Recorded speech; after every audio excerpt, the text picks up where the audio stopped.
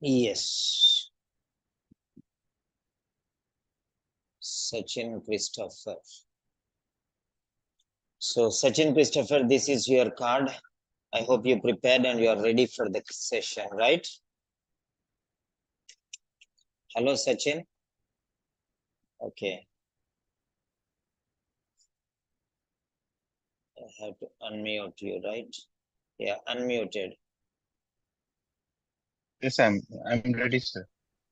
So, Sachin, once you are ready, you can start the session, okay? How can I address you, sir? Yeah, you can call me Mariam. I am the mother. Mariam. Okay, sir.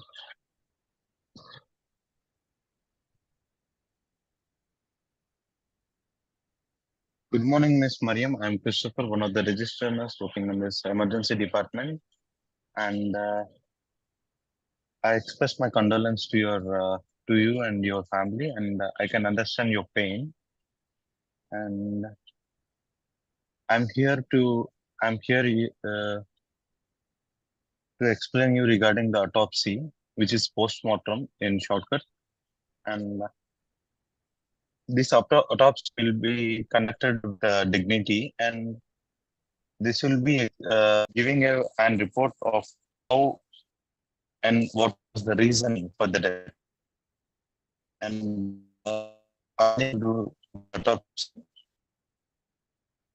Yeah, I am little bit worried and upset. I don't know what you're telling exactly, but mm, it comes as a shock for me. I'm not able to, I lost my son, and I feel very sad yes, about it. I don't know. yes, I'm a little bit confused. yes, I can understand your pain, but you should know the one, right?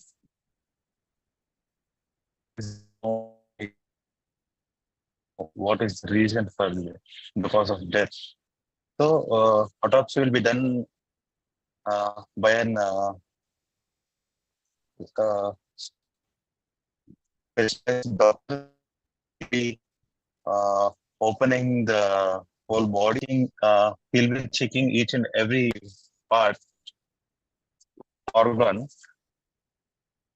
for any abnormalities to rule out what is the reason for the death.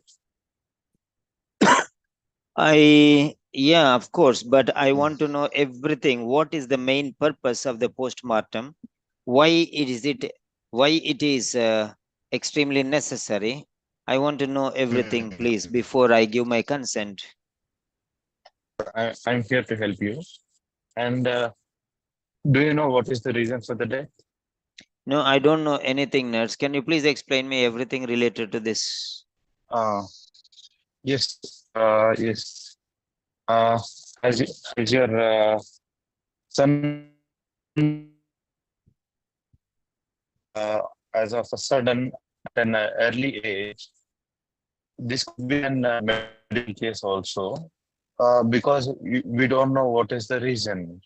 If it was a heart attack, it would be a normal. If it is a any kind of issue, that would be an great thing we need to share. So that's the reason we are advising you for an post-mortem. We don't know the exact cause of death. To rule Yeah, out that exact cause, we are suggesting for an post-mortem.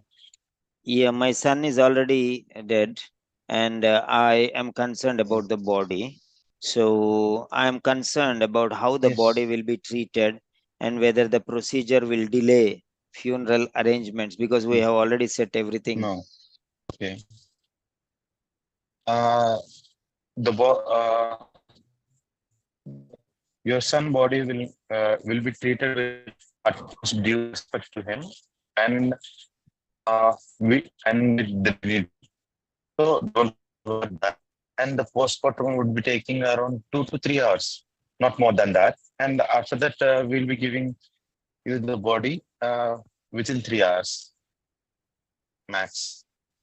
So after that, you can do with the funeral services. Is it okay for you? Yeah, I want to know what will happen if I do not give the consent. You're having complete authority to refuse. It's in your hand, but uh, I'm saying it again. It could be an medical legal case, or you know the reason why it was happened, the root cause of death. So that's the reason I'm suggesting you for an postmortem. And after that, if you are willing for that, I'll be explaining regarding the procedures. If you are willing. Yeah, I will give my consent only after receiving the suitable explanation. I did not get a clear picture, the reason why you are going for this postpartum. Do you doubt any mishappening or any problem or anything like that? Because your son's age is very younger, which is around 18 years, I think so. Yeah. So at this age, is essential to rule out what is the abnormality or what happened to it. If it is a sudden cardiac arrest, you should know about the family history issues. So by that, other, such as your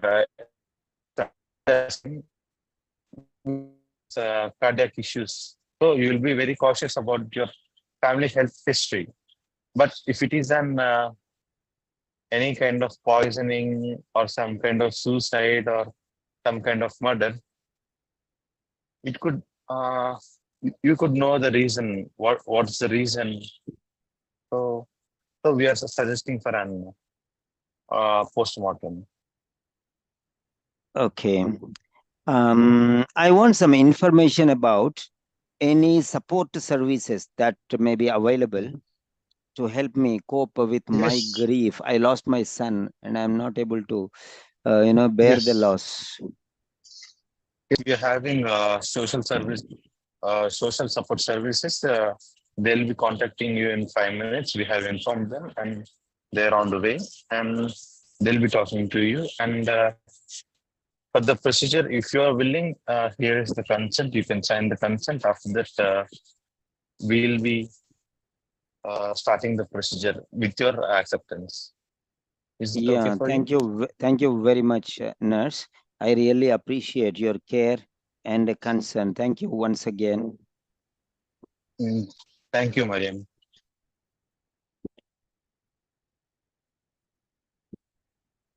Yeah. So now let me, yeah, fine. Discuss with your speaking about your speaking problems. So stay silent for some time. You can mute your audio because it is a one-sided show. And when I tell you to speak, you can speak because this is your session only. I'm giving the feedback. Every speaking session, I'll give you 4 to 5 points. Right. Yeah, Sachin Christopher, you are a nurse and you said, I am one of the registered nurse. So one of many, not one of one. Nurse is singular. One is singular. How can be there a singular out of a singular only? Then you can say, I am the nurse or I am the only nurse. Otherwise, if it is plural, there are many nurses and you are one of them. I know, and you also know that this is what you intended. There are many nurses in the clinic and I am one of them. Them means nurses, not a nurse. So this is the first mistake you have done. You should say, I am one of the registered nurses. Right. The next one. You said your sun body. Your sun body. It's not your sun body. It is body of the sun. That means sun's body. S-O-N apostrophe S means belonging to. Sun's body. That means the body of, the body belonging to. Sun body is not fine. So you are worried about your son's body. My friend's car. My friend car, no. My friend's car, apostrophe S, means belonging to, possession. This is my house. Okay, this is my house. That means this is Simon's house. That is your hospital. That means Sachin's hospital. Apostrophe S is needed. Apostrophe S is needed. Remember that. Okay. So next one. You said another word, max. Max. What is this max? You know, it should be spoken as maximum, not max. But you said max. So avoid short forms as far as possible, because this is a formal speaking session. This is a formal speaking session. Remember that. And then fourth one, you said your son's age is very younger. Your son's age is very younger. How can you say your son's age is very younger? Your, your son is 19 years old, or your son is young, not younger, your son is young. Okay, younger means when you are comparing, then only you will say younger. Okay, when you are comparing with somebody, then only you will say younger. Otherwise, it is young. He is younger than your, he is younger than my son. So comparison, then you will say younger. Okay, you'll say young. He is young. Your son's age is very younger. No, that's totally outright wrong answer, wrong sentence. Your son's age is 19, or your son is 19, or your son is 19 years old. Like that you can say, or your son is very young. He is just 19. Okay, so like that you can say. So different ways you can say. Your son is young. He is just 19 years old. Or your son is 19 years old. He is very young. Younger you cannot say, right? So that's wrong also. So age is not, age should be age only. It's not be adjective, young. So remember that. So these are some of the mistakes which I noticed, and you can improve in this area by making improvements in your presentation styles. So that's all the feedback I can give you for today's session. So many things we can discuss, because this is not everything. We have to limit it to 4 or 5 important things. So every time I take a speaking session, I'll give you suggestions like this. So you had some confusion when you said your son's age is, you had some confusion. So that's why you made that mistake. You have to be a little careful, be very selective in using the vocabulary. You have to improve in your, presentation. Presentation means how well you are presenting is very, very important. You have to present it in a proper way, in a systematic way, without any panic, without any confusion, because you are the authority over the subject. I'm just a patient here. You are the master. You have to take the lead. You are everything. Okay, you should not be dependent everything. Okay, too much on the patient. You have to be self-reliant, strong, composed, and relaxed. And fluency also you have to practice. You have to speak regularly so that you can increase your fluency. Then what next? You have to improve your accuracy. I have given you 4 mistakes. There are some more mistakes, but these are enough for now. So 4 mistakes. So these type of mistakes you should avoid in the future. Now you can unmute and you can speak. If you have any queries or doubts and requests, or anything you have 1 minute minimum to 2 minutes maximum. Uh, yes, sir. Initially, I had a doubt whether to say it's younger or elder. I should have asked before during the preparation time, so I have forgot during the time. So because of that, I had a confusion during the speaking. Yeah, any doubts you have or any questions or any queries you have, you can ask me. Oh, no, sir. I don't have any queries, sir. Yes. So that's the end of the speaking session for us, Christopher. So